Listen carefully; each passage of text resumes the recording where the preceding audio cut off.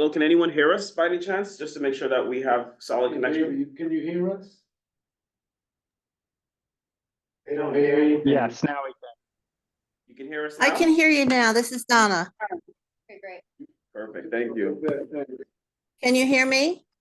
We can hear you, Donna, thank you. All right. Okay, great. We're gonna. I thought go I was going crazy. back. So did we. Is anyone from Parks and Recreation here to give an update? Okay, now I hear everybody. Yes. All right. Good evening. Okay. What I got? Yes, I have a couple of quick updates. I have I was doing we had another we actually had 1 year ending homeless encampment removal at each one and 135th Street and the Harlem River. That was on the 29th, on the 28th. That ended our year of homeless encampment removal events to a total of 61 for the year of 2023. That is like by far the most in Manhattan North. And we have one scheduled for the new year 2024 on January 13th. And that will be at, again, each one and 135th to 139th Street. I guess it's the same individuals that just keep coming back, for shelter. Our rodent population at Marcus Garvey Park has been on a great decline. All of the entrances where the rodents, usually the rats, are running past you as you come into the park, that has been drastically reduced. So the population has had a major improvement thanks to the exterminators working hard at resolving that issue. On a district note, I have an update in regards to the bidding for the East River Esplanade. They're right now currently soliciting for stabilization and reconstruction of the East River Esplanade at 114th to 117th Street, which has been fenced off for a long time. I guess the bids are due on January 30th. If the bid is accepted and received, construction should hopefully begin by the summer of this year. And that's all the updates I have. Thank you, David. Just to confirm, the last item that you were talking about with the bids due for January 30th was for the Harlem Greenway Link project? East River, yes. East River Esplanade, 114th to 117th, yes. Okay, 114 to 117, thank you. Yeah. Any questions for the Department of Parks and Recreation? David? All right, I think I had sent you an email, David, about a question from our one of our board members, Eugene Rodriguez, about track meets being hosted by Parks previously. Were you able to look into that at all? The only, from what I mentioned, I know Randall's Island. I think Donna's on the call. Maybe she can shed a little light. I know in the past, a lot of the high schools had meets. Well, not high schools. Board of Education. I don't know if it's high school or junior high schools. I know any of their meets were usually coordinated through Randall's Island. As far as within the Parks Department, that's the only link that I can link you up with. So maybe Donna can shed a little light on that subject for you. Sure, if you'd like me to respond, what is your exact question? So there was a question from a board member about the possibility to host a track meet between the youth populations of our NYCHA campuses. And if that could be hosted and, by a city agency in some way. Just a question. Yeah, Oh, sure. You know what? Why don't you, either one of you forward me that email with the information and I will speak to our stadium manager. I know that they are working on the, the event schedule right now. So they would be the best people with whom I could speak. So I will definitely get back to you. Thank you, Donna. I'll send that to you as soon as I can. You're welcome. Sure. Great. Jessica, I believe also Mike McLean, I think he may be on the corner. I think he may have some updates for you as well if he's ready. Go ahead, Mike. Right? Hold on. I mean, Robert. So I like. I'll go into panelists. 1 second, Robert.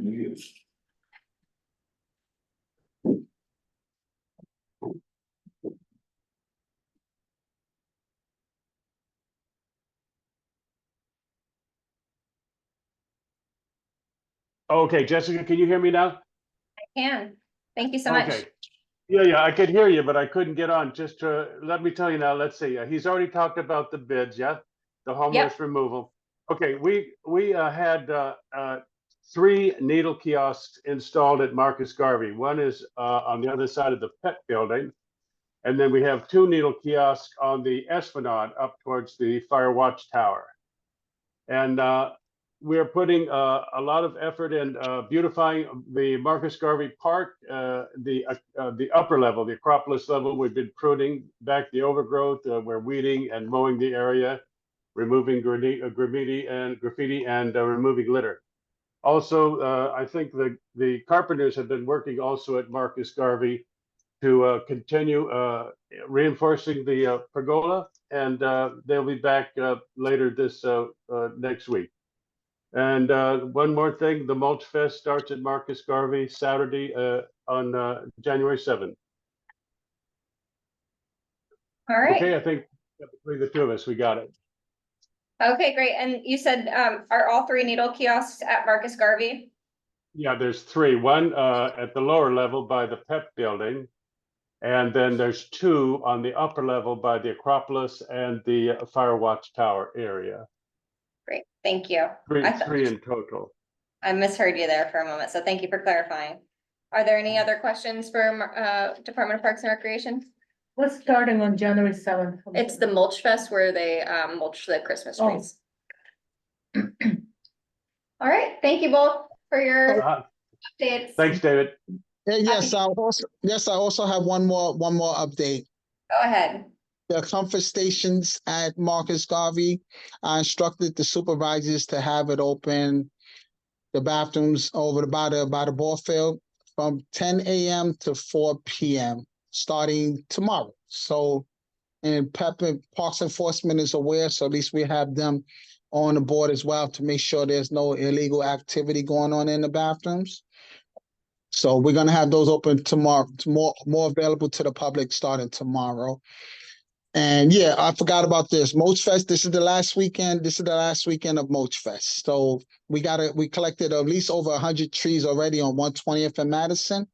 After the 7th, then you can just discard your trees on the regular corners on any neighborhood for sanitation. Okay, can I just clarify though, because I was waiting until the 7th to bring my tree, so I should bring it before. You can, yeah, there already is at least 100. I lost track after about 100. There's already some accumulated there already. If you want the mulch, if you want to reuse the mulch for your property or something, then you want to do that on the 7th, because that's when the chipper will be out there. Got it. All right, thank you so much. Okay. All right, I do not believe we have anyone here from the Department of Sanitation or DEP. Correct me if I'm wrong. Okay, moving along to our parks advocacy groups. Donna? Hi, good evening. Yes, hi, good evening, everyone. Happy New Year. Happy New Year. We have a few updates for Randall's Island. First of all of our grass fields are still closed and will reopen in March. The spring, summer, and special events permits are now open for 2024.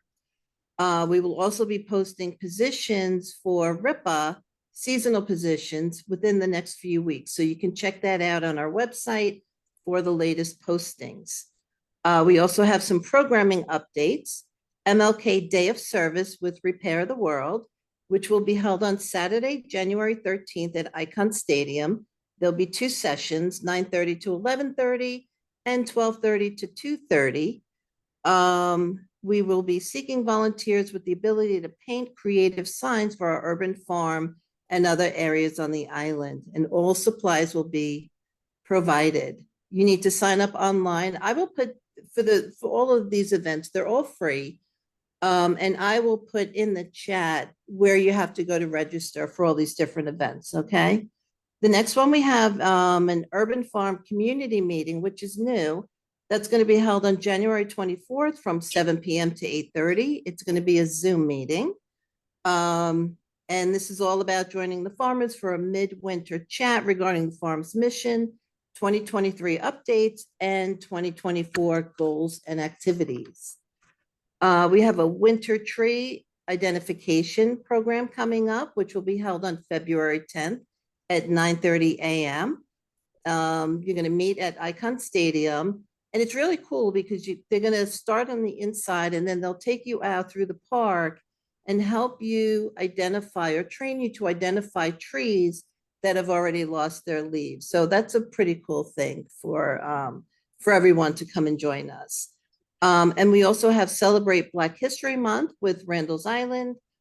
We haven't decided on the date yet. It's going to be a weeknight and it will take place sometime at the end of February. And it's going to be held at the East Harlem Health Action Center on 115th Street. So we're bringing the park to you to celebrate and uplift Black culture with science, education, dance, nature's crafts, and more. So we have a lot of fun things that we're working on. This is just a tidbit. Again, everything's free. We'd love to see you and have you join us. Does anyone have any questions? Go ahead, Michelle. Hi, Donna. I just wanted to ask you, and of course, Happy New Hi. Year. I wanted to ask Happy you. New Year. Thank you. The midwinter chat for the urban garden, is that, you said that was virtual? Yes, that's going to be on a Zoom call. Let me see. You said on January the 24th? Yes, January 24th, 7 p.m. to 8:30 p.m. on Zoom. Okay. So it'll be very interesting. It'll be really a nice conversation, a nice chat with the community and our farmers. And you're there you can ask as many questions as you'd like and get to know our urban farm better if you haven't visited. We do a lot of great events at the urban farm as well. Right now it's closed for the season, but it would be great if you can join us. Thank you. I had the opportunity to visit and near the end of the season, and I really enjoyed it. And I would like to get. Isn't it more. wonderful? Yes, it truly was. That's wonderful. Great, good. I'll put all of the links in the chat so that you'll have it all. And if you want to share, it'd be great if you could share the information. That would be terrific. Thank you. Thank you, Michelle. Any other questions? All right. Thank you, Donna. And I think we'll hear back from Randall's Island here in a few moments. Oh, yes. Great. Well, we'll check through if there are any other Terrific. park advocacy groups or community-based organizations who would like to give an informational update tonight.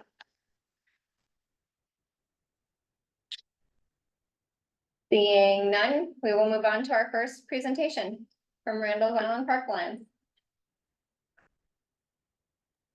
Hi, And good just- evening. Before we get started, sorry, Chris, just wanted to get an update. I know you're asking for a letter of acknowledgement or support. When do you need that by? So the grant deadline is January 30th. That is one reason to present. The other reason is just to get any general feedback from the committee that we can integrate at any point into our project plan that we'll present on.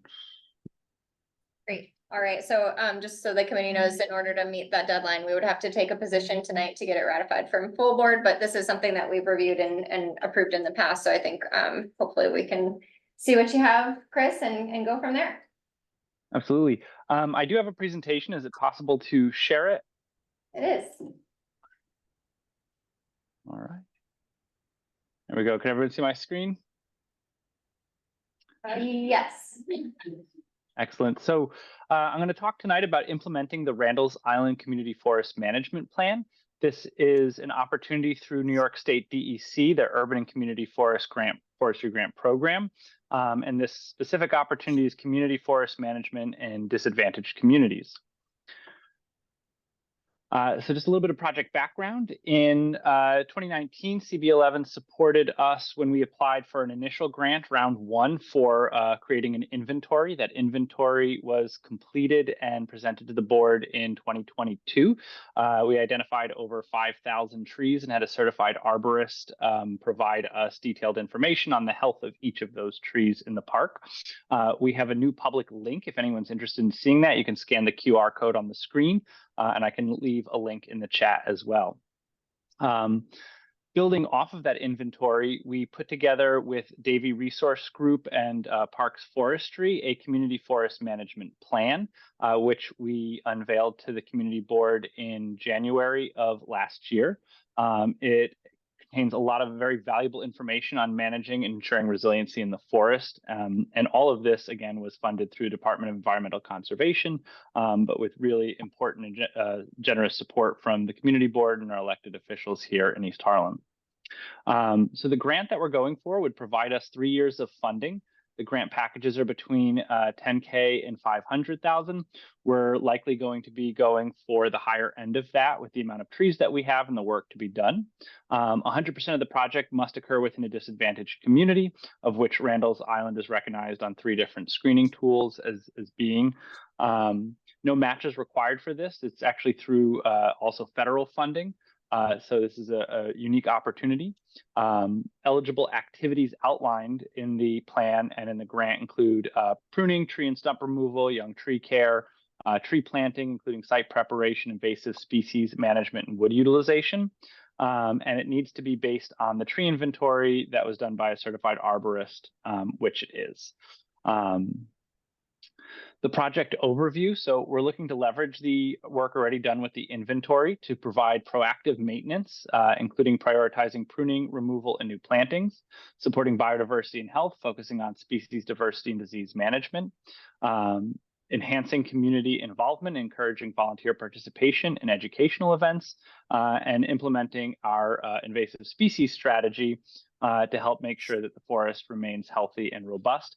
And perhaps most importantly, and not last, resiliency and vitality. So this is an opportunity for us to really ensure the health and growth of the Randall's Island forest for decades to come. Our goals in year 1 will be to prioritize and execute immediate pruning and removal of at-risk trees. These are trees that may potentially, if they were to fail, would fall over infrastructure, pathways, prevent access for people. And so we want to make sure we get these done first. And so Randall's Island with our in-house team is proposing to remove 162 mostly dead trees or nearly dead trees that are under 12 inches diameter at breast height, and ensure priority pruning for an additional 112 trees in that size class. We are also looking to contact an arboriculture company, given the specialized work that is required for some of the larger trees, to remove 82 trees over the 12-inch DBH size class and priority prune 396 trees. In year 2, we're looking to implement planting programs for species diversity, forest resiliency, and other benefits. We're going to partner with groups that we've already been partnering with, including the Fruit Tree Planting Foundation. We have over 120 fruit trees we've put in the ground in the last 3 years in the park. Trees New York and New York City Parks Tree Time, and the tree restitution projects. As you may be aware, there are a number of large capital projects from the Triborough Bridge to other efforts that are happening on the island, and we're expecting a substantial number of new trees will need to be placed in the park and in our adjacent community and in East Harlem. And we want to ensure that we have a diverse and resilient species list. So we've been consulting on a number of these efforts to ensure that those goals are met. These are 3-year goals. So these are goals that we're going to be working on for the full 3 years of the grant, but initiate a routine pruning cycle for selected tree categories. This is not just the trees that absolutely need pruning right now, but this will be ensuring that all of the trees remain resilient in, over time. And so we plan on pruning 722 trees, and we'll contact an arboriculture for 164 trees. And those are the larger size classes. We're looking to implement young tree care and training. This is essential. A lot of times trees get put in and they get forget about as soon as they've been planted. And really in those first 3 to 5 years of planting a tree, they need the most TLC that we can give them. And so this grant will allow us to implement a young tree care to ensure the health and longevity of over 596 trees per year in the park. We're looking to, and this is important for us, expand public engagement and volunteer programs. So we're looking to host 6 dedicated tree care volunteer events throughout each year, provide citizen pruner training for 25 staff and volunteers on ground pruning. We're going to seek that our volunteers, we're giving priority to anyone who lives in the East Harlem area. Normally this course costs about $100, but we're looking to make it free for anyone who's interested. And our hope is that we can create 75 trained local pruners who understand tree care and can help be ambassadors and support work going on in the park and in the community. We want to organize 2 forestry-related public tours in the spring and the fall for awareness and interest. Donna mentioned the Winter Tree ID. I think that's an excellent example of the type of event that we're looking to do. We've also supported the Forest for All Day in the fall, as well as numerous events throughout the year. We want engaging project updates on social media to encourage community involvement, make sure that people are aware and engaged in the work that we're doing, and seek input from the community at large. We will update on our newsletter to 24,000 subscribers. We're looking to ensure that we continue to have regular progress briefings with Community Board 11 to make sure that we're getting your input and collaboration, and also to make sure that we're being transparent in the work that we're hoping to do and how we can strengthen our efforts in the park and at large. And we'll be doing targeted outreach in East Harlem, reaching approximately 2,500 residents through events and workshops. And that includes things like CB11's Earth Day or National Night Out in the summer, which we've been happy to support for many years now.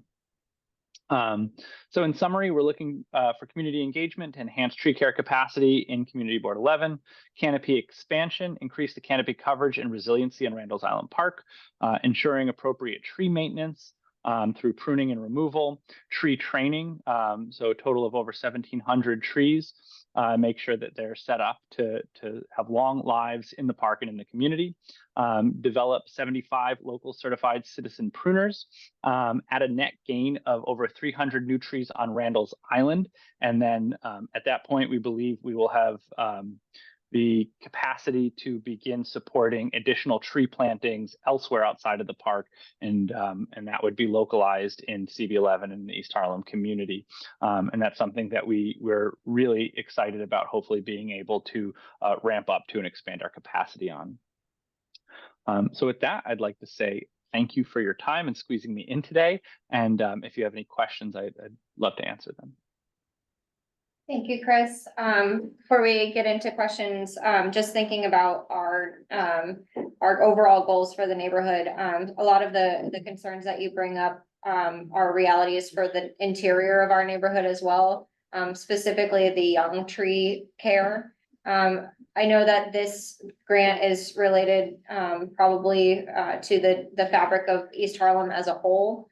So wondering if there's any room for you to make adjustments to your grant application to bring some of that funding and knowledge and support into the actual neighborhood, across the water in East Harlem. For example, if we could expand the young tree care to come into the neighborhood of East Harlem at all, if that would be a possibility. Yeah, so given the way that the grant is worded, this isn't something that would necessarily be written into the grant, but this is absolutely something that we would and are hoping to do. So that could include us collaborating to continue the training that we're doing with volunteers in the park, develop that program and bring it to do that elsewhere in East Harlem, and set up tree care days where we can train our neighbors and help people understand how to best care for these young trees, and also to be able to bring more trees to East Harlem and have those planted, so street trees and potentially in other parks as well. And that's something that we're actively collaborating with the Parks Department and Forestry on to help ensure happens. And a lot of that will come from tree restitution. A large tree might get cut down in Randall's Island Park for a capital project. We'll work to replace the canopy as best we can, and then we want those trees to go into the community immediately. And we would work with our partners at Tree Time and elsewhere, and our own staff to help build that capacity. And I also, just to re-highlight, the 75 citizen pruners that we want to make sure are coming from East Harlem as much as possible. So that is an endemic skill set that people are getting, and they can train their neighbors and share that knowledge. Thank you. Are there any questions from the board? Michelle? I'm curious. Thank you, David, for your presentation. Chris. We sound very similar.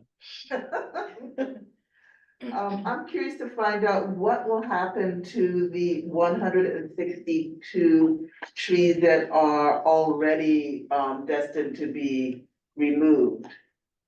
So, I was just curious because if they're just gonna be mulched, it just seems like that would be a waste. It should be like recycled to like a person that collects timber and then can make something with it. I mean, 162 trees is a lot of trees. Even if they're dead, they could still be beautiful again.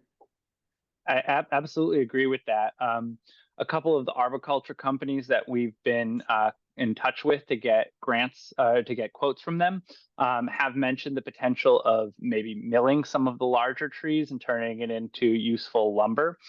We also have a long-standing practice in the park of reusing that wood as much as possible. So you'll notice it lining pathways, creating seating opportunities, especially in our natural areas and gardens.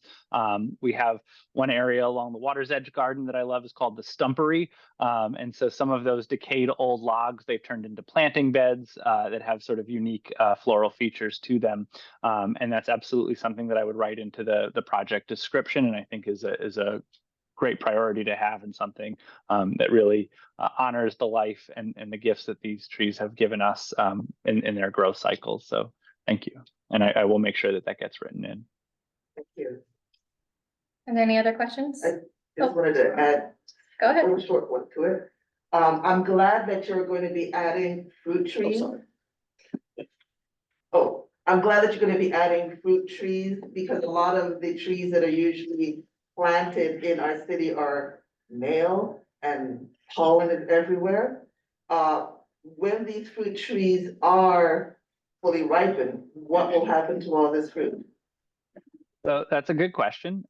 We hope it ends up as food, and that could be for all types of living things. So first and foremost, I hope that people do come and forage, and we actually have quite a number of people who will come throughout the park during the growing season and collect various edible things that I will just mention that's questionably allowed under park rules, but nobody's ever been stopped from doing it to my knowledge. And the other is that it supports wildlife. So birds and squirrels and other creatures also forage off of that as well, and they provide seasonal beauty of the fruit. But we do hope that part of our social media campaign will be to bring awareness that we are growing them. Many of them are young, so they'll need a few more years before I think they start bearing any significant fruit. But once they do, we hope that people can come and collect them. Thank you. Thank you. Jewel? Yeah, one of your last slides talked about possibly planting trees outside of Randall's Island in the community. What would that entail? Is it a matter of money, or is it a matter, what would that entail? Yeah, so this would largely come from what we call restitution projects. So again, a project is happening in the park. They're going to be removing a tree as part of some infrastructure development that they're doing, and the city requires them to put a substantial amount of either transplanting, so bringing in new trees directly, or paying directly for expanding trees. And the way that works is once a tree is taken down, it's supposed to go as close to where the new trees are supposed to go as close to where that tree was taken down as possible. But once that capacity is full, and we do believe that at some point soon we're reaching that capacity, but we do have a number of projects we're aware of that will require this restitution, we can begin to site those outside of the park and in East Harlem. And so the money will be paid for by whatever entity is cutting down those trees. And then the planting projects will be done either by contractors or by Parks Forestry, and that's something that Randall's Island will continue to help with and support CB11 on things like siting. Where would trees be most valuable? What species of trees would be most valuable? And trying to ensure that there's better and direct lines of communication between community desires for species and siting and the volume of trees that hopefully we can get into the ground through this restitution. Any other questions? Yes, I wanna find out is there any age requirement for these trainees? And if someone that is watching right now, if they're interested in doing this training, where can they reach out to? Yeah, absolutely. Typically for our volunteer events, we usually don't allow anyone under the age of 13 who isn't with a parent or guardian or adult at the time to volunteer with us, just for supervision, and we're using sharp tools and we want to make sure that people are safe. The trainings will be advertised on our social media. I will be making an announcement, or Donna will share an announcement from Randall's Island to Community Board 11, and we'll reach out to all of our other distribution lists to let people, make sure people are aware that these opportunities are up.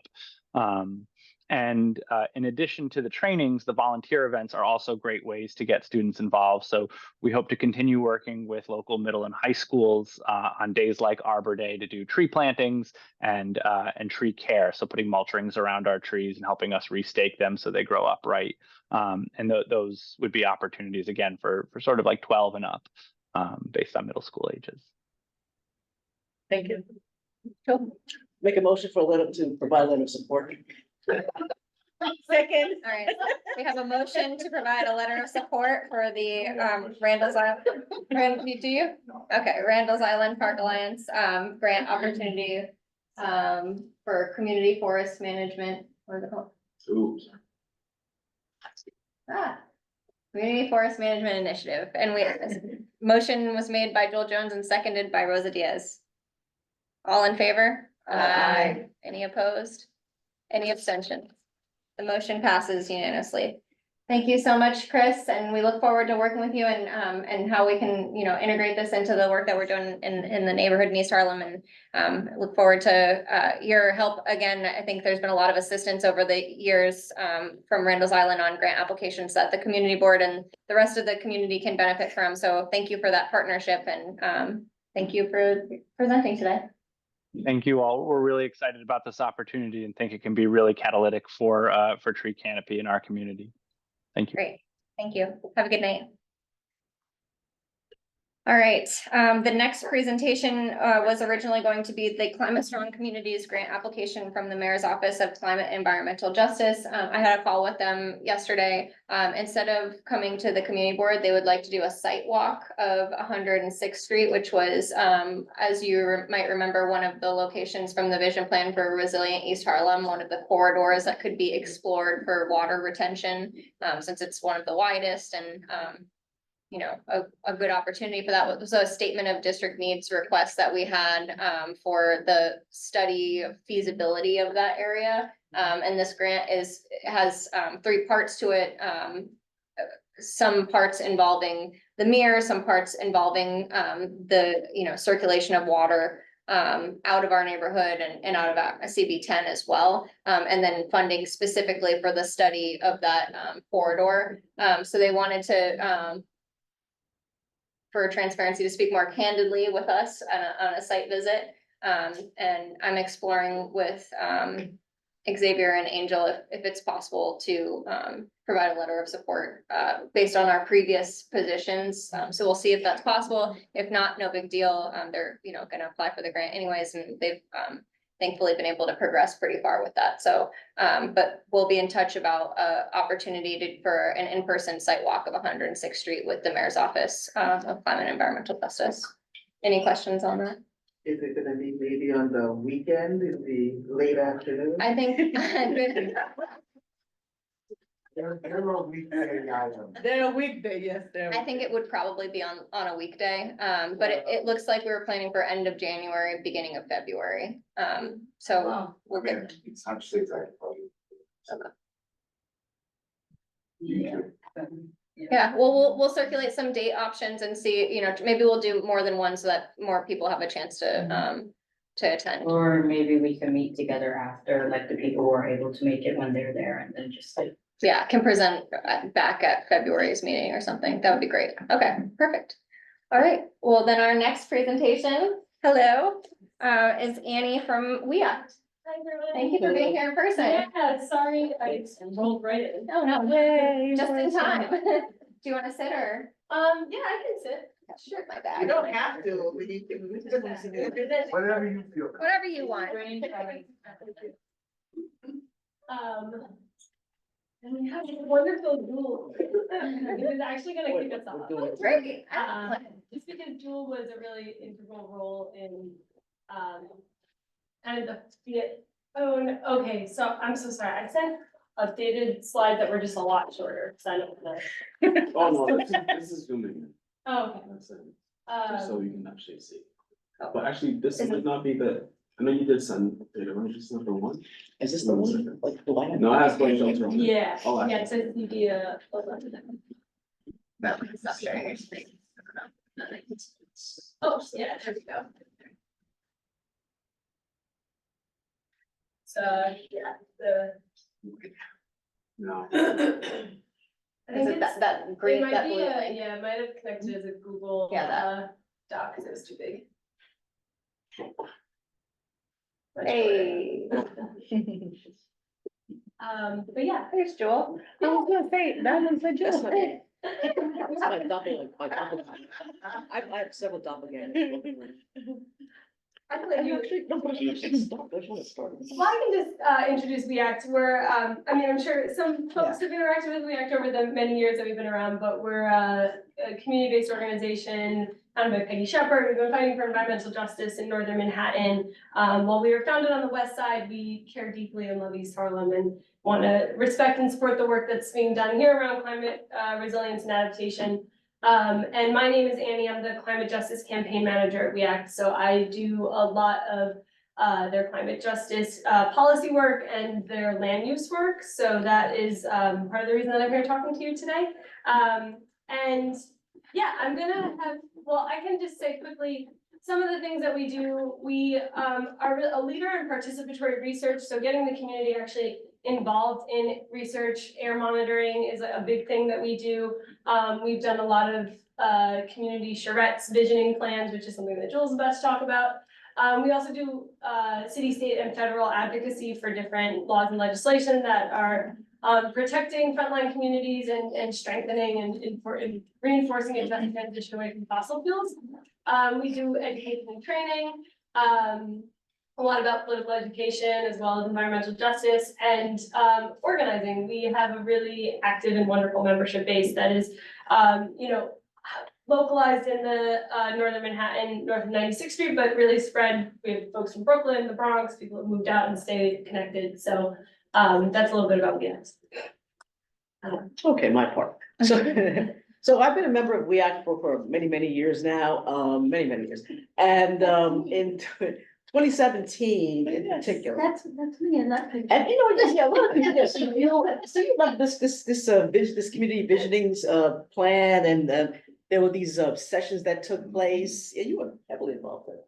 Yeah. Yeah, many different organizations, individuals in and around East Harlem. I was a part of it. So that was then, we wanted to kind of build this, kind of establish this background in terms of WeAct's involvement. You know, most people think of WeAct, they'll say Northern Manhattan, they'll say Central and West Harlem, but they've done a lot in terms of East Harlem as well. People don't realize that. So even way back then in 2017, there were these groups, this visioning plan was developed. So community groups, city agencies, other elected officials. We talked about the future of the Second Avenue subway extension. and kind of transforming that 125th Street corridor with the Metro North into this kind of like hub. And that was the vision kind of back then. I should also add that those of you who were part of the board back then that know that that Diane Collier spoke about this a lot as well in terms of like this hub and 125th Street. So that's that. And then out of that, there was this like kind of visioning plan that took place. You see some of that there, and I guess the next slide. And going back to this whole 125th Street, so we're looking at that. We have kind of was like really looking into, using that space as this hub. Bringing forth, as people get off the Metro North, they just kind of go wherever, but kind of like stop and then, and stay a while and then have businesses and things that are happening. So it's, making it a accessible and efficient transit center, ensure new development enhances the neighborhood culture, economy, and social services. I think an important part of that is when we talk about the neighborhood culture, we don't want to, make it some kind of Grand Central or something like that. We want to kind of make it, have the focus be the culture of El Barrio, the culture of East Harlem, and the stores and bodegas and things that are in and around, that should not disappear. The culture should remain, and create a vibrant, fair, public space to support community needs. It's important that when this is looked at, you're also walking around 125th Street and walking around what exists currently, and we're not displacing any of these, entities, but they're part of this as well. And promote environmental resilience and sustainability throughout the new construction. So we're looking at, trees and things like that that enhance our environment along that corridor as well. Am I the next slide as well? I can Okay. transition us, but I thank you, Joel, for like listening us and that. And I wanted to just give that background because I think everybody here can agree, we love a plan when it's executed. Yeah. We don't love a plan when it's like gives recommendations and then they sit there. And so we came up with this huge document, and we still have many copies. I can bring them if we want hard copies. And it was really focused on a small subsection of East Harlem, right around the 125th Street corridor. And we had all these great recommendations, and we were pushing it, and then the pandemic came, and then we lost Cecil Carbon-Mark, who's really a force in a lot of our work. And so I think it suddenly 6 years have gone by, and we still have this plan with these recommendations that we're still actively lobbying the city agencies and the state and the MTA to make sure that they're adopting the things that the community identified, particularly in terms of like pedestrian safety and the transportation hub and cultural preservation. But I think that the current context we're in right now looks a lot different than it did 6 years ago. And I think that we probably didn't focus as much on resiliency as we needed to when we now have seen consecutively hotter summers over the last 6 years and worse floods. And we also are in an unprecedented time where there's actually money to do something.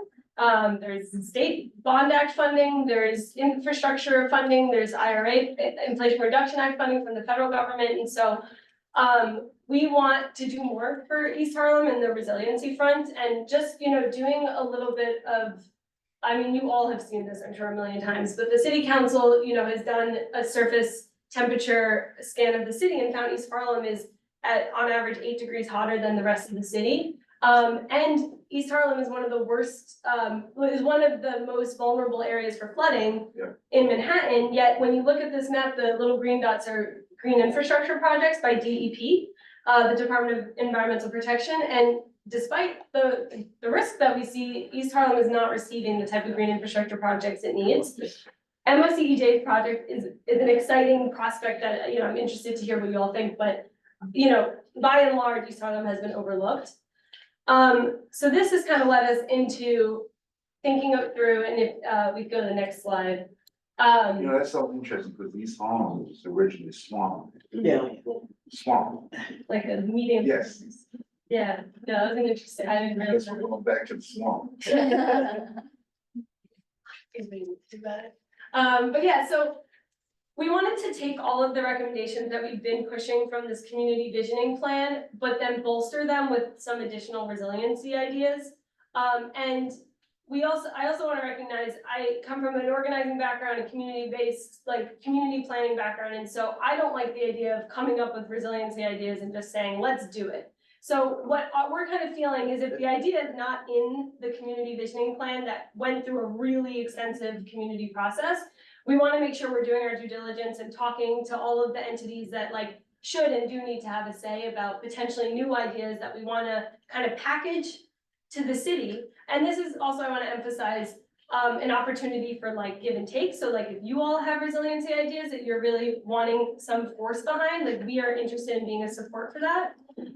But we really want to push the city or the state or someone to take charge and really invest, make sure that East Harlem is a priority, and that as the 125th Street subway comes in, they're not just ignoring the needs of existing residents that have been, dealing with heat, dealing with flood, dealing with air quality, that potentially, we could see more congestion due now to congestion pricing, ironically. And so we want to be we really want the city to use East Harlem as a model for equitable investment in communities and like investing this new climate funding into a designated disadvantaged community, which is, a lot of places across the city, but East Harlem, I think, is a really great example of one that has already, a really strong community organized base and, needs some serious infrastructure investments. And so we have a couple of ideas, and I'm not going to run through them all today because I think they're not really flushed out, and I really would like instead for this to be like a continuing process. If you all have ideas, that we talk about them, and if we have one idea that we want to move forward, we talk about it, but I'm going to talk about one idea, sorry.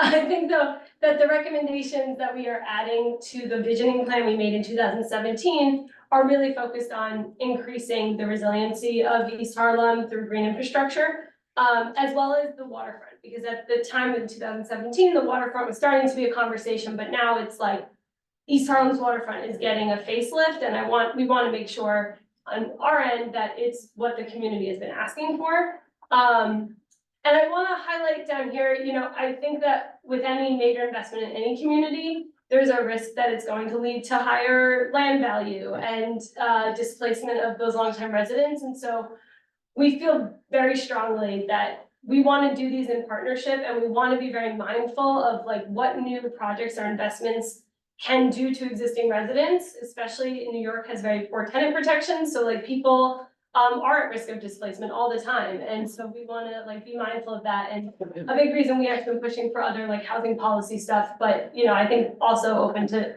local solutions and ideas. I have a few, but I'm not going to talk about those today, but I just want to note that. So if we want to go to the next slide. So, we saw those discrepancies, and I think you all, again, I don't need to be a broken drum here. I don't think that's East Harlem is lacking in green infrastructure, greenery, green canopy, green space. Even the MTA's new renderings for the 125th Street station have no green in them. It's wrong. It's like crazy that they would do that. And when you look at like tree plantings by the Parks Department, in the last 2 years, they have not planted any trees along that, around 125th Street, and they don't have any scheduled. So this is an area that despite Parks saying is a priority, they're not prioritizing, and we're trying to think of ways to build up and make sure that there's more green, canopy and green space in the neighborhood. So to get to the good stuff now, which is the next slide. So the one thing that we were thinking is taking a recommendation in the visioning plan and just enhancing it a little bit. So the visioning plan had called for increasing bus shelters and bus bulbs to make the flow of bus traffic a lot smoother, to make it safer for people to board and get off the buses, and then also to have a shelter to sit or to get shade. And so they wanted to increase them across 125th Street, but we've been thinking, why not take that further? One, beyond 125th Street, we should be having more bus shelters, because if you're not going to put a tree on that sidewalk, a bus shelter at least can provide immediate shade. It doesn't have to take 10 years to grow. Not saying we want the trees too, but this is like an interim. And there is precedent across the world and in the United States of people putting green roofs on top of bus shelters.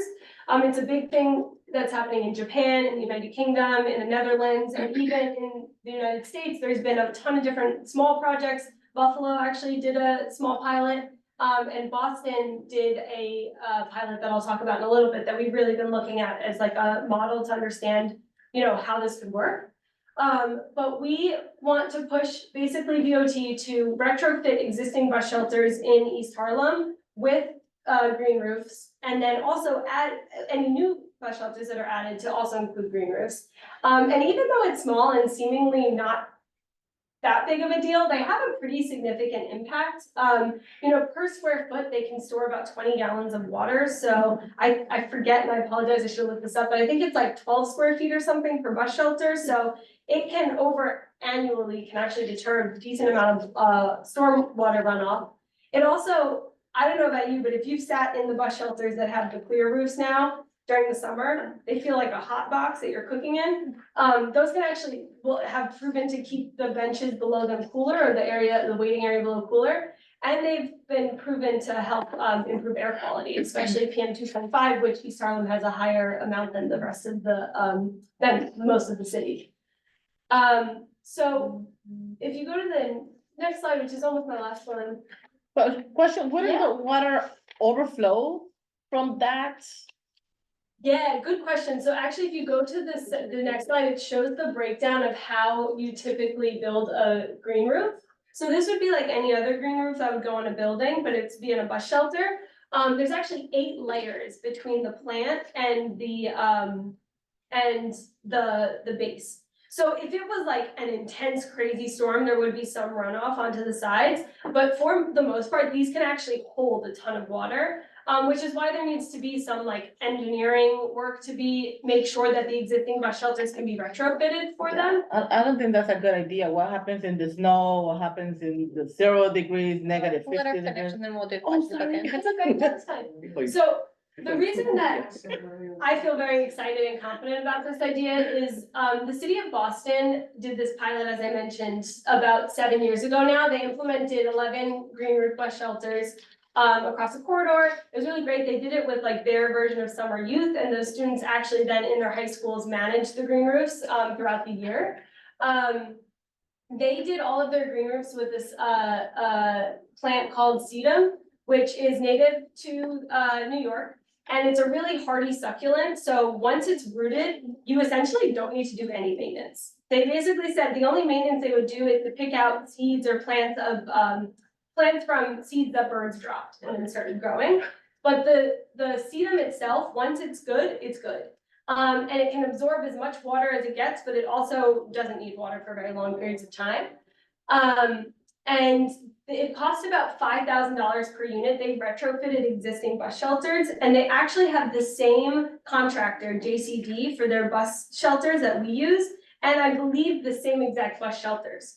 So we've actually contacted JCD, and they're very excited about this idea, and there would have to be some like, I don't think that Boston and us have the exact same shelters, but they're very similar, and they feel very confident that it would be a similar process to retrofitting. That being said, yeah, I mean, they would have to study it and make sure again that it can hold the weight, because the real weight comes from when it's wet. That would be where the real weight is. But Boston's have been up and running since 2016. There's not been, we spoke with one of the community partners that helped launch that, and it's been a really positive experience for them. It's also provided, like I said, youth employment and opportunity to learn a new skill in terms of green roof management. And so we're kind of looking at that as an example of how this could work, and want to push DOT to do a similar pilot here. I will admit, there are things that I will not be able to answer to you right now, because we are currently at WeAct doing 2 things. We don't want to move forward with this without getting community input and seeing if there's interest. Has been decent interest with the folks that we've talked to already. But once we have, I think, what feels like enough community support, we want to start looking, or we've kind of started looking for potential grants that would fund this. And as I said, it seems like with the federal government, there's a new grant coming out every other day. And so we're hopeful that we can find something that kind of fits this. And then based on the timeline of that and the budget of that, we can get a better sense of how big this pilot would be. If it's a really small budget, it might only be 3 to 5 shelters that we kind of test this out with, but if it's a decent budget and we have the city on board, we could do a bigger rollout. We had put this idea in like some plan that the mayor's office had seen, and they're very excited about this. This was like the one thing that they were like, oh, this sounds great. And so I think that there is support. We also know that inside DOT, there is internal support for something like this. So I have hope that if we come together as like a community proposal, and are very persistent with them and have a funding source identified, which is gonna be the hardest part. I see potential and VX is really willing to do that heavy lifting and the annoying re-emailing, bumping this up to get this going, but we haven't made any moves until we've seen that there is interest. And then the last slide that I have, I just kind of gave you all the summary last slide, but this is just right now, the East Harlem neighborhood tabulation area. I've meant to put the numbers under, I apologize. There's about 67 existing bus shelters right now, and as you can see, some of them are in those areas that are really disproportionately hot. And there's like, I think 129 bus stops that don't have shelters, and so those are going to be potentially great targets if this pilot works to expand. I know that DOT in 2026 is getting a new contract for bus shelters, and there's gonna be a ton more bus shelters, and so if we can do this pilot and prove that this is like something that works, they could potentially roll these out citywide, but I would love to see East Harlem be the pilot. Is one side is flooding and one side is heat, right? Apologies, yes, so the right side is heat, the left side is just a closer look at the 100-year floodplain. The pink is the stormwater runoff in the extreme mode, and then the dark blue is Sandy, what flooded during Hurricane Sandy. Okay. Yeah, so concerns, Last questions? slide. I kind of gave the summary in the middle for Okay. no reason, so that just is a sum of the next steps. Okay, because. Thank you so much. Oh, sorry, go ahead. So usually, like that whole master plan part of it, Yeah, I think that we're hoping, thank you, we are hoping that this can be a model for how the community can work with the city or go to the city and really bring an idea to them, and they do the due diligence to keep everybody involved and keep us all involved. There would be decisions that would need to be made about, plant, what type of plant do we want on top? Where do we want to do these? The maintenance structure, right? Are we only relying on the city, or do we want to have partners do that? And so we're hoping that this can be kind of like a proof of concept that East Harlem is a location that needs, a resiliency master plan, or, that the city can start to work with us all in the community to implement more of these resiliency projects to be more comprehensive than piecemeal, which has, I think, been kind of the city's approach to planning, especially around resiliency, for a very long time. And so this is, I think, what we're hoping can kind of lead into a more comprehensive plan that the city adopts to really invest some of these new funds into East Harlem. Thank you very much. Yes. Just to note that, over the last couple months, we've had conversations with the Mayor's Office of Climate and Environmental Justice, and I feel like all of those sort of collaboration opportunities are beginning to like form. So, I think the Mayor's Office had said they're really excited about your proposal, and like hopefully we can get more ideas like this. And I know you had shared a document, and, I think we can discuss how we wanna, go through that. It's But- huge. yeah. A lot of it is actually from the visioning plan, Yeah. so I think what I will do to make it easier is to pull out the ones that are new proposals, because those are the ones that I think deserve more scrutiny. Great, and so if you share that with me, I can share it with this committee. We can, maybe revisit it in old business next month just to see if we have any thoughts or additional ideas. I know we've been talking about these kinds of topics for many years now, so I'm excited to collaborate with you on this. But what are our questions? Michelle, and then go ahead. Oh, I thought you said. Yeah, and then Connie, sorry. I was unsure where I was gonna go next. I can see what you're saying, and I can see that it's a nice, it's a small mouthful. And so I can see the city wanting to take a small mouthful instead of having this huge, like, oh my gosh, I have to plant a tree.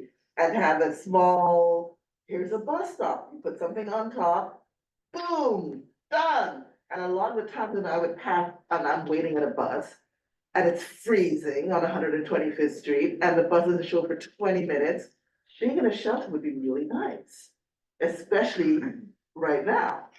I've seen a lot of water, usually around the bus stop, and not wanting to get wet and people having to move back. It's not a pretty scene, having the water being reused by plant life that will give us better air is a good project. My concern is simple things of maintenance. Not having the same plants on every single unit, having different fauna. Making it a variety, having the community involved where that's right close by saying, I wanna see this on top of this. And even maybe having two different types of fauna on top. Just so that it's like, this is part of where I live. This is my pride. Even if it's a small spot. Small spaces are important in the city.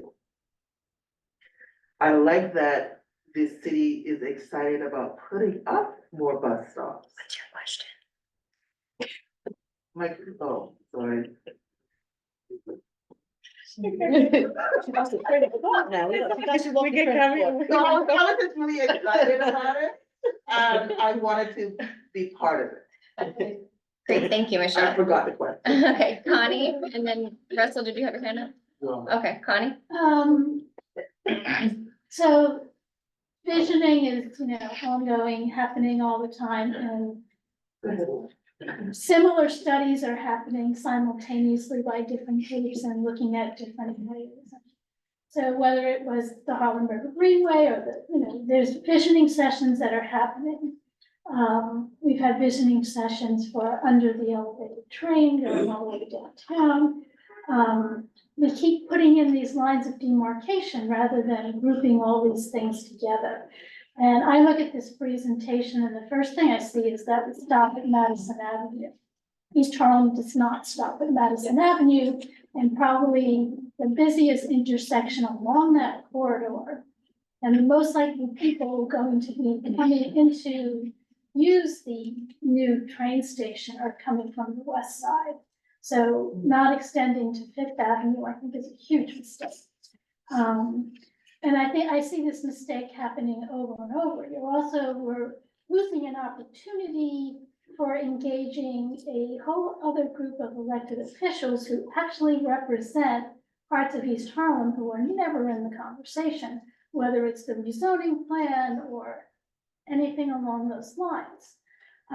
At this moment in time, you have two new elected officials who are very interested in participating in these conversations that relate to their constituents who live in East Harlem, but they don't live east of Park Avenue. And they don't, and we're talking tens of thousands of constituents that are constantly left out of the conversation. And you're also missing an opportunity to have allies in both council and assembly that could be really important allies for whatever we're planning to do. As far as, the next round of visioning, because yes, the visioning plan has to be updated. We had a really good conversation that was focused around the subway. And now we need to focus on the subway and more. We need to focus on the elevated train, all the use going from 130 something street down to wherever. And we really have to look at the development that's happening between Madison and Fifth. The National Black Theater reconstruction, the empty lots on that block. But anyway, so that's my gut reaction to this is let's expand it. Beyond the initial conversation, which really was Madison to Third, or something like that, or Madison to Second. We need to go from Fifth Avenue to East River Drive or whatever that's called. We have to look at, access to those bridges. And it's not, we also need to look at the excessive amount of on-street parking that doesn't need to exist there. I know in the original slide, there was a mention about northbound traffic. It's like, there isn't that much northbound traffic on Park Avenue. There's tons on Madison. What we do have is way too many cars there for a single lane. It really is a single lane on either side. I think we need to be talking about, parked cars are in the way of our resilience. All right, that's my, I'm done. All right, Debbie and then David. Very quickly, the only thing that comes to mind for me is that, budget wise and money, one of the things that I've been noticing at bus stops are these leaning, what do you call them? The benches, yeah. They're leaning benches, You and I can't think that sleep on it. there's just such a waste of time, and money, where it's like, what you could do is kind of take that money that you save and maybe make the bus stop a little bit bigger, with more seats, because it's kind of like, there's only like 3 seats in the bus, stop, right? And then you have seniors that, like, what are they supposed to do? They're supposed to like lean on these benches and stuff, so I think that those are horrible. And I think that there has to be some statement about them in this plan some way, somehow. I'm afraid that we'll ask for too much of everything else and won't get what we're really asking. But they're just. No, and I'm saying, because I think part of the presentation Yeah. was that they're advocating to get this in East Harlem. And they're looking citywide, and where we have a great need. So if we focus on something else other than getting this, we might not get it. So my comments are, maybe we can adopt schools that are located where they have these to help take care of those, so that we involve kids in taking care of nature and their community. Maintenance. Yes. I also, we had a presentation with Ripper right before this, who said they may have some extra trees. Yeah. So this would tie into probably us connecting that. I don't know how much you've heard of the presentation before, I'll tell you. but they may have extra trees to plant, and we were saying, can we plant them outside of Rambles? Yeah. In the community. So as you're saying, as they're building a new corridor and they left that out, that would be a, solution. But I would just make sure that, sometimes we as a community advocate for too much of something and not the thing that we're really focusing on, and then we lose the thing we really could have gotten by asking for things they're not gonna give us. Right? Yes, That whole plan, we were part of it. I was part of it. there's so many plans. Right. And again, it's years later, and much of little has been done, other than developers coming in. Well, it'd be nice to put up a whole wall of old That's- plans. Yeah. Well, yeah. And say if it was a reality or. So I think that there's 2 goals here. One is the proposal for this grant for the bus shelter, and then the second goal is the larger goal to discuss the larger, ongoing issue. Yeah. And in our other committee, both through youth and when the young group came and presented from the school, one of their concerns was the safety. Yeah. Around this. And I think they're different fights, and we have to fight them differently. Not say, do all these one things because we want to put some green roof, because we're gonna lose the green roof and not get the other. Asher? Just a quick clarifying question, because I know you mentioned the stops that don't have bus shelters currently and then the ones that do. Are we more focusing on the ones that are, like the bus shelters we already have, or are you advocating for more bus shelters at the same time? Yeah, Yeah, it's a great just wanna question. make it clear. I, with my conversation at DOT, what I found out is that, DOT is signing a new contract for bus shelters in 2026, which is gonna bring a lot more. What would be great is if this pilot could go onto existing bus shelters. One, it's much more cost effective. You get a lot more bang for your buck. And 2, it just shows proof of concept that the water's not pouring on people's heads, that, it's able to maintain. So if we can show that, then they can actually write green roofs into the contract for the new buses. So what you're trying to do is basically start this program before that new contract is done So that way we could have enough time to show them that, hey, it worked. If it does work, hey, it worked.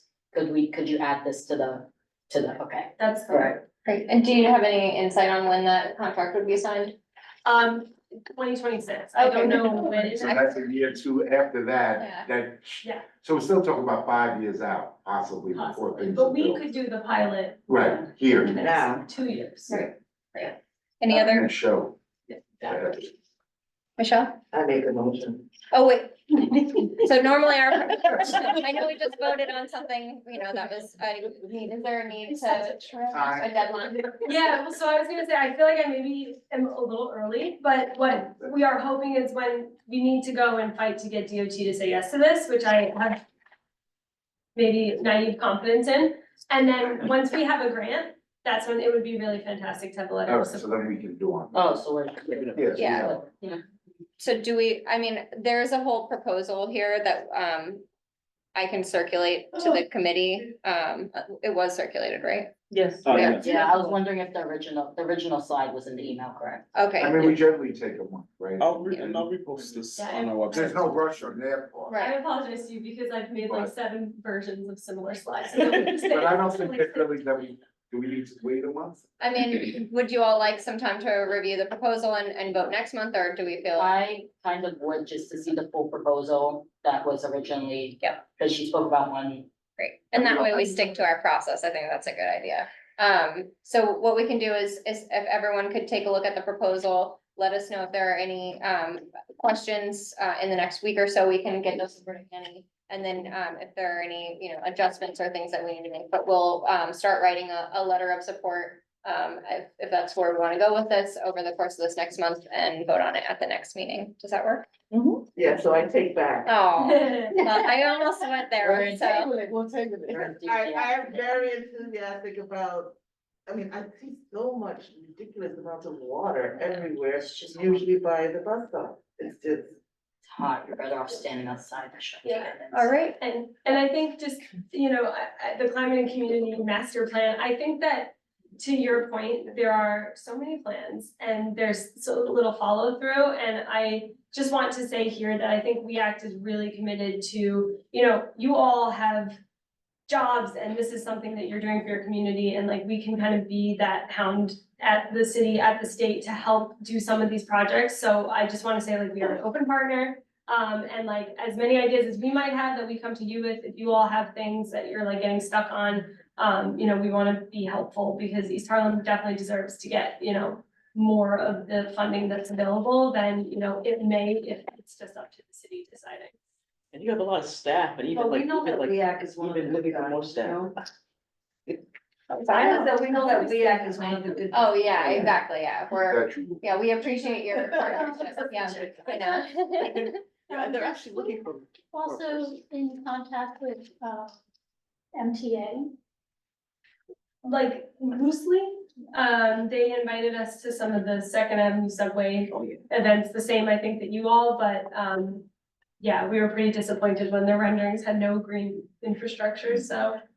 But we're happy to talk, I'm definitely happy to talk about anything related to that, if. And I think that's something that, having more conversations with the MTA and ongoing planning.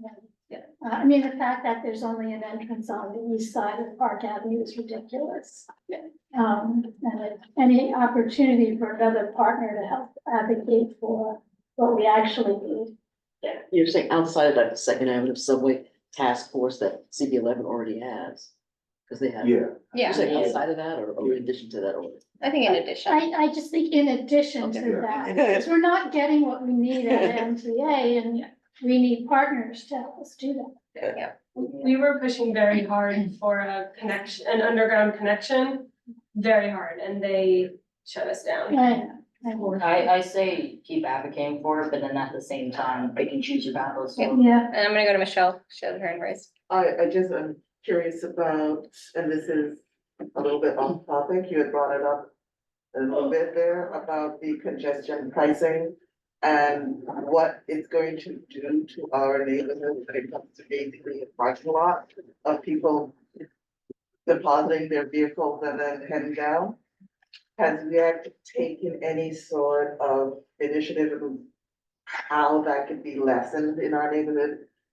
As opposed to increase our air quality and other things that I don't even know what I could possibly imagine to lower what will happen to. Remove the parking spaces. Yes, we were, very. Congestion pricing is an interesting thing because it is, in theory, a good idea, less cars on the road, more money for public transportation, but in reality, it can have really negative impacts for the Bronx, for Harlem. And so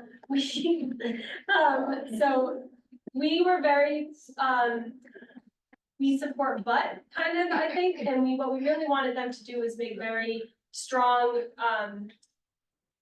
contingency funding to Harlem specifically, like we wanted them to fund specific projects that would help, there was a couple ideas that our members had about, opening an asthma clinic or doing much more green infrastructure, putting up shrubs along the FDR, things to help, just like green the space.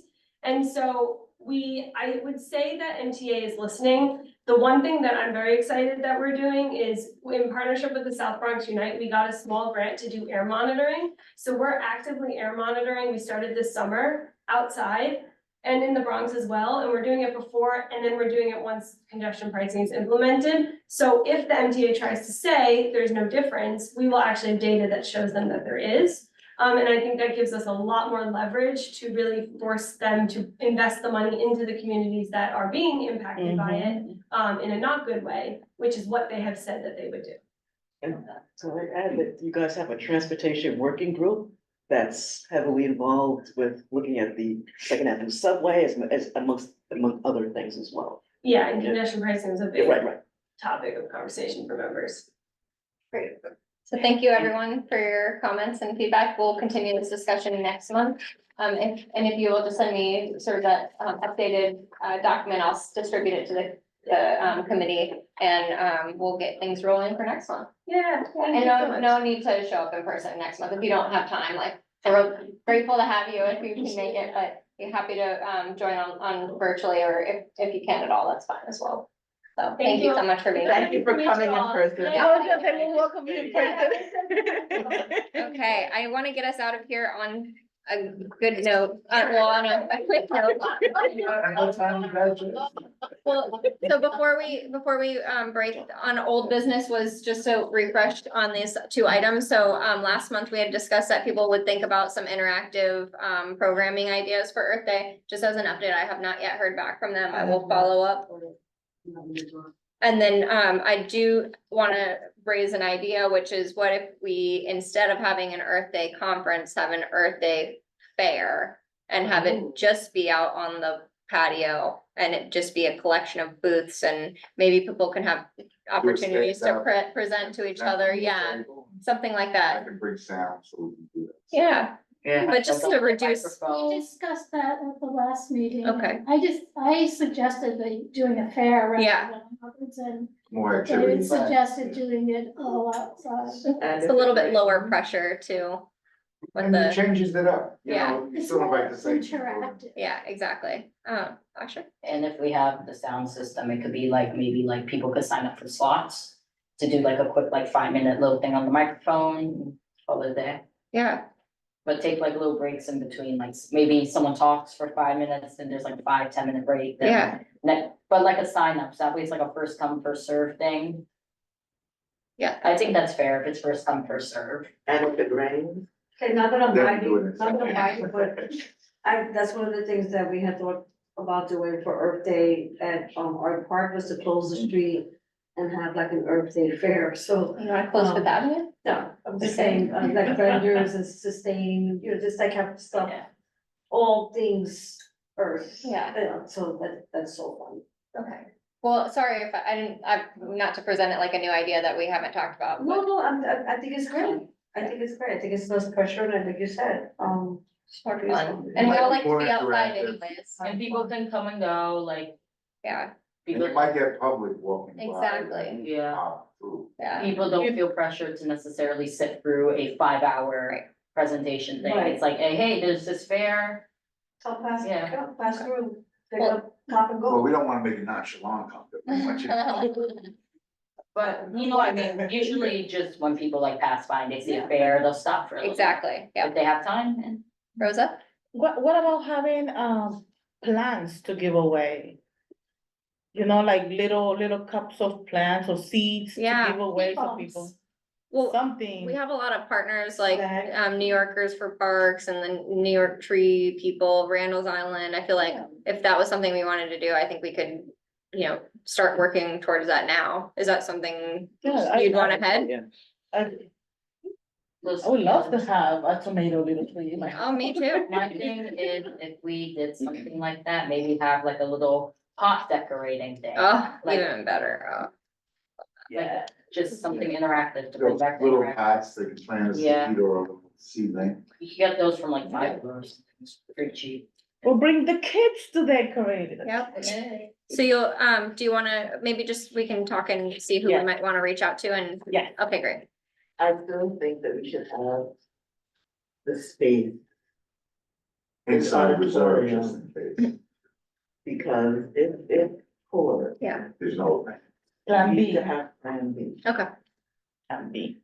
I mean, we could all, the museum is now, I can explore early enough doing it at the school. Yeah, And if it gets too You hot, at just least, get a permit. because I remember the past like 2 Earth days, it's gotten really hot in like the afternoon while we've been out there, so it's good to have the indoor space if like, if it gets too hot. yeah. We Okay. just talk about how hot it is here. And DJ David, yes. It's not a DJ. It's we're controlling the microphones. Anything else on Earth Day conference?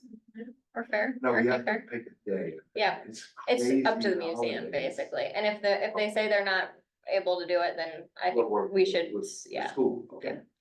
Any other comments? When is there? And that would be a Saturday? then? 22nd, I don't know, I think, most likely it would have to be a weekday. If it's at Yeah, because school, Earth Day it'd be is on a the Saturday. Monday. Or we could do it during the holiday break when the kids Yeah. are out. That'd be And that's when, I can get the building that. We discussed this last Yeah. meeting, but, just regarding the schools, spring break is that week, the day of Earth Day, it starts Mhm. on Earth Day, so. All right, and then on the parks tour planning, since we don't have Malik, I think we can just revisit that next month. But I did want to bring up, I know, the Negro Point renaming, has been on the list for a while.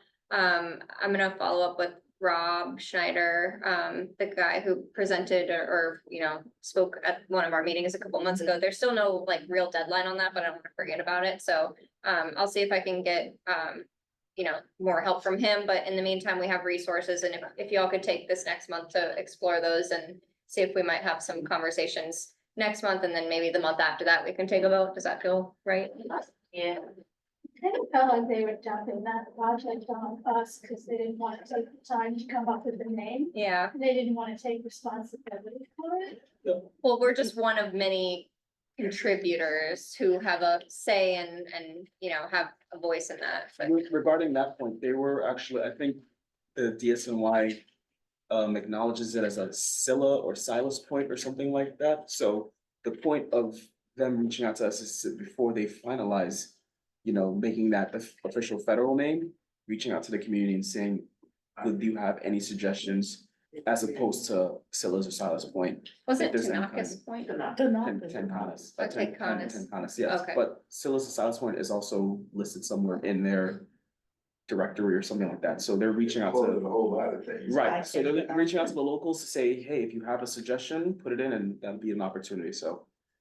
Yeah, so time to do some homework, I guess. Yep, all right, homework time, so we can adjourn the meeting now. If you'd like. And we can send you to go do your homework. Any new business? Oh, yeah, any new business? All right. I don't think we need to do roll call. All right, thank you, everyone. Great meeting, great collaboration. Appreciate all of your comments. Have a good night. This meeting is adjourned at 8:03. Good night. I don't respond to text anymore because I'm